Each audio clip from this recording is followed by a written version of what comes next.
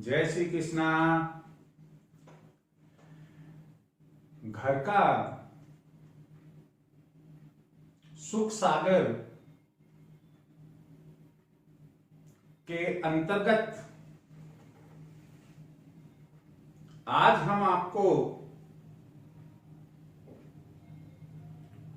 धन का घर में आगमन कैसे हो सकता है, कैसे हम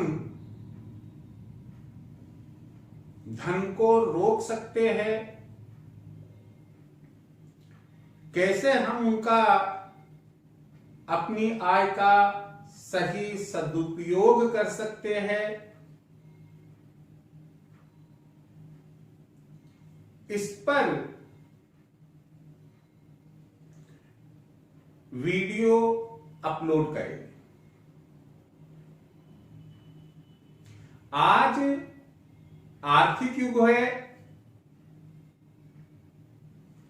कोई भी ऐसा कार्य जिसका मूल्यांकन अर्थ में होता है, रुपए पैसे में होता है,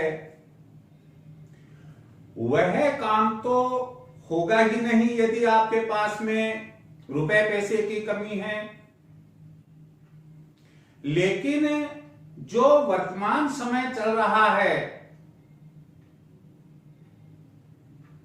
इस समय में कई ऐसे काम हैं जिनका कोई आर्थिक मूल्य नहीं होता है,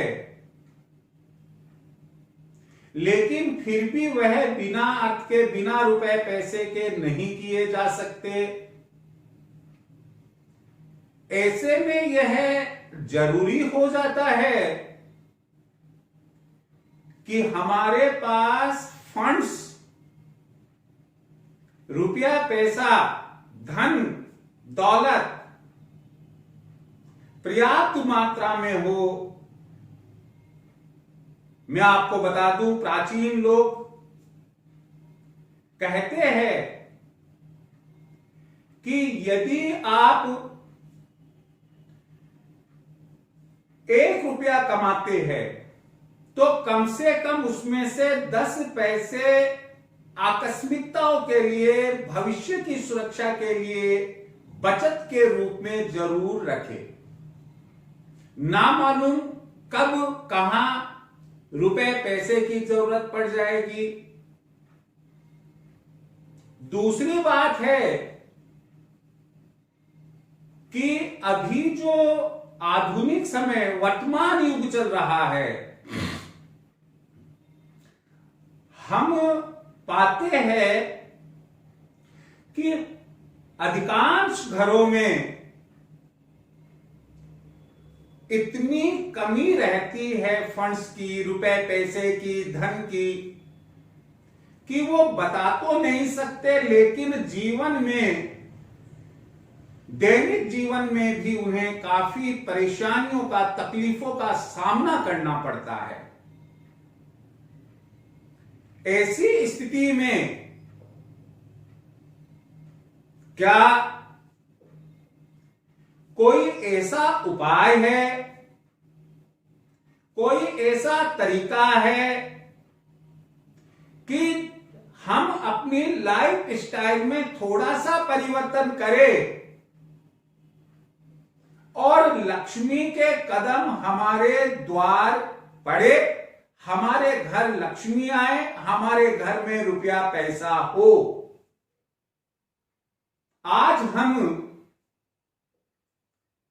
इसी बिंदु पर, इसी टॉपिक पर आपको बताएंगे। सबसे पहला बिंदु अपना है कि आप मां लक्ष्मी का कोई भी मंत्र आप YouTube से देखें, आप गूगल पर डाउनलोड करें, प्ले स्टोर से आप ऑडियो ले, वीडियो ले, मां लक्ष्मी का कोई भी मंत्र आप याद करें, और अच्छा रहेगा कि शुक्रवार के दूसरे या तीसरे चौगड़िए से, शुक्ल पक्ष के शुक्रवार के दूसरे या तीसरे चौगड़िए से पूरब की तरफ मुंह रखकर आप एक माला मां लक्ष्मी के मंत्र की जपे। अब यहां सावधानी क्या रखनी है, अगली बात है कि वह माला किन मणियों की बनी होगी। आप पूजा सामग्री जहां मिलती है दुकान पर जाएंगे तो आप पाएंगे कि वहां कई प्रकार की मालाएं उपलब्ध है। आप कहते हैं एक माला दे दीजिए फेरने के लिए, आपसे वह पूछेगा कि भाई कौन सी माला चाहिए, तुलसा माला चाहिए, स्फटिक माला चाहिए, रुद्राक्ष माला चाहिए, कमल गट्टे की माला चाहिए, हकीक की माला चाहिए। हकीक में भी सफेद हकीक की चाहिए, पीले हकीक की, हीरे हरे हकीक की, आखिर कौन सी माला चाहिए। तो यहां आप ध्यान रखें कि मां लक्ष्मी का मंत्र आप कमल गट्टे की माला से ही जपेंगे। अगली बात है कि आप आसन लगाकर बैठकर माला का जप करेंगे। आसन तो कई प्रकार के होते हैं, सूती आसन भी होता है, ऊनी आसन भी होता है, रेशमी आसन भी होता है, कुश आसन भी होता है, लाल कलर का, सफेद कलर का, पीले कलर का भी आसन होता है। तो कौन सा आसन हम ग्रहण करेंगे, कौन सा आसन लगाएंगे, जहां तक हो लाल ऊन का आसन आप लगाएंगे, उस पर मां लक्ष्मी के मंत्र की कमल गट्टे से माला का जप करेंगे, प्रार्थना करेंगे कि हे मातेश्वरी आप हमसे रुष्ट क्यों हैं, आप हमारे घर पधारिए और हमें अपना आशीर्वाद प्रदान करें। किसी वजह से अगर आपको लाल ऊन का आसन ना मिले तो आप कुश आसन लगाकर भी माला का जप कर सकते हैं। अगला बिंदु है, देखिए ये सब अपनी आमदनी को बढ़ाने के लिए, रुपए पैसे की आमद जो रुकी हुई है उसे बदस्तूर जारी रखने के लिए, या रुपए पैसे की आमद कम हो रही है तो उस आमद को बढ़ाने के लिए, आय को बढ़ाने के लिए ये तमाम बिंदु आपको बताए जा रहे हैं। आप अगला कार्य करें कि सूर्य उदय होने के पहले घर में झाड़ू लगाए। घर में झाड़ू सूर्य उदय होने से पहले लगाए, ताकि जो दरिद्रता आपके घर में वास कर रही थी वो तमाम दरिद्रता बाहर चली जाए। आपको ख्याल होगा कि हम लोग दीपावली मनाते हैं और दीपावली पूजन की रात अगला सूर्य उदय होने के पहले हमारे बड़े बुढ़े कहते हैं कि भाई पूरे घर की झाड़ू लगाओ और बोलते जाओ दरिद्रता दरिद्रता जाओ, लक्ष्मी लक्ष्मी आओ, दरिद्रता दरिद्रता जाओ, लक्ष्मी लक्ष्मी आओ। तो वो कोई गलत बात नहीं कह रहे हैं, वो हमें एक शिक्षा दे रहे हैं कि सूर्य उदय होने के पहले घर में झाड़ू बुहारी हो जानी चाहिए, ताकि सूर्य उदय होने के साथ ही मां लक्ष्मी का प्रवेश अपने घर में हो सके। हम नहा धोकर, अगला कार्य अपना, हम नहा धोकर पूजा पाठ करते हैं। कुछ नहाने के ठीक बाद में जल सूर्य नारायण भगवान को भी चढ़ाते हैं, और भी कई जगह। तो यहां एक चीज को ध्यान में रखे कि पीपल वृक्ष को जल सूर्य उदय के पश्चात ही सींचे, चढ़ाए, उसके पहले कभी नहीं, सूर्य उदय के पहले कभी नहीं। यह हमने आपको पहले भी बताया हुआ है। यदि हम चाहते हैं कि हमारे घर में आनंद रहे, सुख का सागर बहता रहे, तो ऐसे के लिए आवश्यक है कि हम इन बिंदुओं पर विचार करें। अगला कार्य हमारा है कि हम जो कमाते हैं, चाहे नौकरी करते हैं, व्यवसाय करते हैं, पेशा करते हैं, हम जो कमाते हैं उस कमाई का एक निश्चित भाग, कम से कम कितना भी हो, 1 रुपया हो चाहे, आप सच्चे हृदय से दान पुण्य में दे। लेकिन यहां मैं एक बात कहना चाहूंगा कि दान और पुण्य वहीं करना चाहिए जहां दान लेने वाला दान लेने योग्य हो। आपको मालूम है कि इसको हम 1 रुपया देंगे और यह बीड़ी या सिगरेट पिएगा, शराब पिएगा, ऐसे में आप उसे कहिए, आप भैया बैठिए, हम आपको चाय पिला देते हैं। दान प्राप्त करने योग्य व्यक्ति को ही दिया जाना चाहिए। दान कभी भी घर की दहलीज और दहलीज के भीतर, यानी कि घर के भीतर किसी को बुलाकर कभी नहीं देना चाहिए। इस चीज को भी आपको ध्यान रखना होगा। अगला बिंदु है हमारा कि संध्या के पहले पहले, जैसे 4 बजे 5 बजे, संध्या के पहले पहले हमें दूसरी बार जो झाड़ू लगती है वह लगा लेनी चाहिए। और यहां ध्यान रखना है कि संध्या समय और उसके बाद किसी भी हाल में हमें अपने घर में झाड़ू नहीं लगानी है।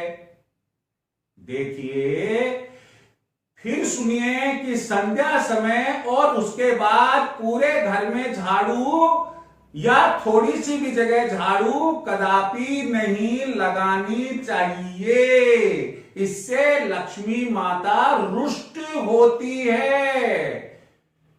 अगली बात हमें क्या ध्यान रखनी है, देखिए, झाड़ू एक बहुत महत्वपूर्ण भाग होता है। जो झाड़ू इंस्ट्रूमेंट है वह अपने आप में एक लक्ष्मी स्वरूपा होती है। आप झाड़ू को घर पर ऐसे स्थान पर रखें कि जहां वह दिखाई ना दे, और संभव हो तो उत्तम स्थान घर में पश्चिम दिशा में झाड़ू के लिए होना चाहिए।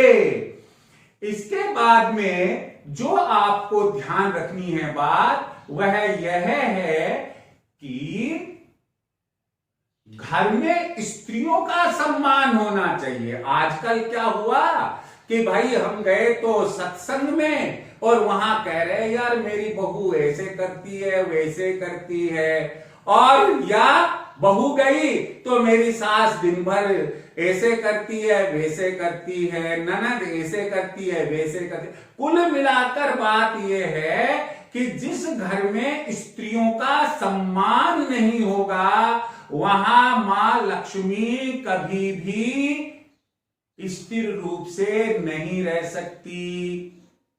अगर हमें चाहिए कि धन दौलत हमारे पास में बना रहे तो आपको इस चीज को ध्यान रखना है।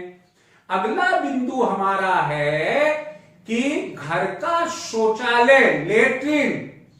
अब आप कहेंगे कि यहां ये लक्ष्मी के साथ में ये जो छोटा कक्ष है लेट्रिन वाला कैसे आ गया? नहीं, बहुत महत्व है।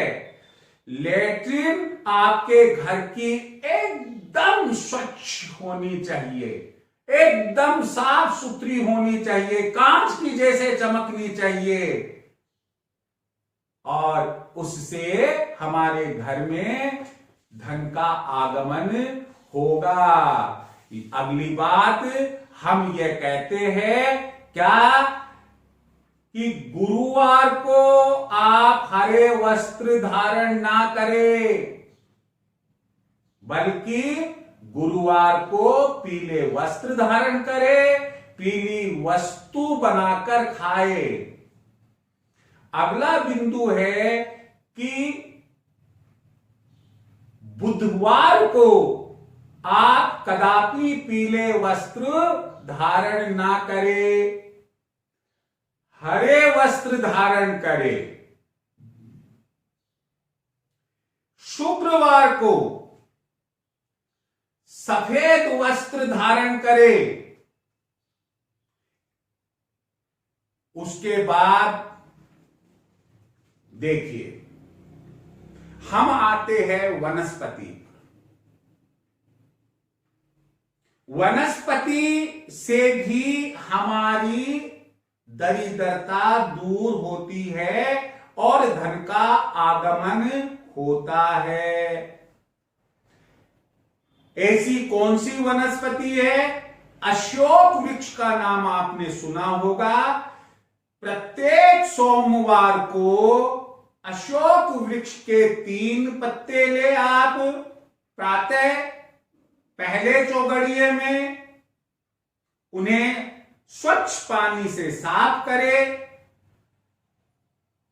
उन पर तिलक लगाए, एक पत्ता पूजा कक्ष में रखे, पूजा की ताक में। दूसरा पत्ता आप तिजोरी में रखें और तीसरा पत्ता आप अपने पर्स में रखें। अगला बिंदु है गोरोचन। पंसारी के आप जाएंगे या जहां पूजा सामग्री मिलती है, आप वहां जाकर बोलिए कि मुझे गोरोचन चाहिए। आप उसे कहिएगा भाई शुद्ध देना। गोरोचन, थोड़ा सा गोरोचन लेकर आप उसकी पुड़िया बनाएं और अपने पर्स में रख ले, कभी आपका पर्स खाली नहीं रहेगा। अगला बिंदु, आप कई बार जब यात्रा पर रहते हैं, जब अपने खुद के वाहन से जाते हैं या पैदल घूम रहे हैं, टहल रहे हैं, जा रहे हैं कहीं, और आपने देखा कि गाय अपने बछड़े को दूध पिला रही है, आप उसके पास में जाइए, थोड़ी सी धूल मिट्टी बछड़े के पांव के वहां से और थोड़ी सी मिट्टी गाय के पांव के वहां से लीजिए और उसकी पुड़िया बनाकर अपने पूजा कक्ष में रखिए। अगली बात है कि इसी प्रकार जब हम कहीं जा रहे होते हैं, कई बार आप पाएंगे कि नेवला हमारे कार काट कर चला गया। आप वहीं गाड़ी रोकिए या आप खुद जा रहे हैं, रुक जाइएगा। आप उस नेवले के पंजे को देखिए और उस पंजे की, उसके पांवों की रज यानी कि धूल को पॉलीथीन में बांधकर पूजा कक्ष में रखिए। आपका धन आगमन बना रहेगा, उसमें वृद्धि होगी और लक्ष्मी का प्रवेश तीव्र गति से होगा। आज हमने वह मुद्दा लिया है जो इस आर्थिक जगत से जुड़ा हुआ है।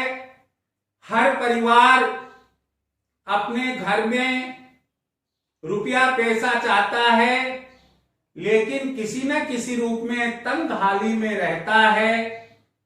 मुझे पूरा विश्वास है कि अगर इन उपायों में से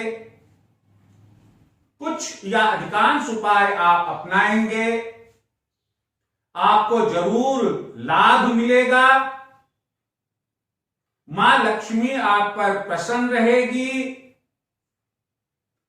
अंत में यही कहूंगा मैं आपको कि आप मेरे चैनल को पूरा देखिए,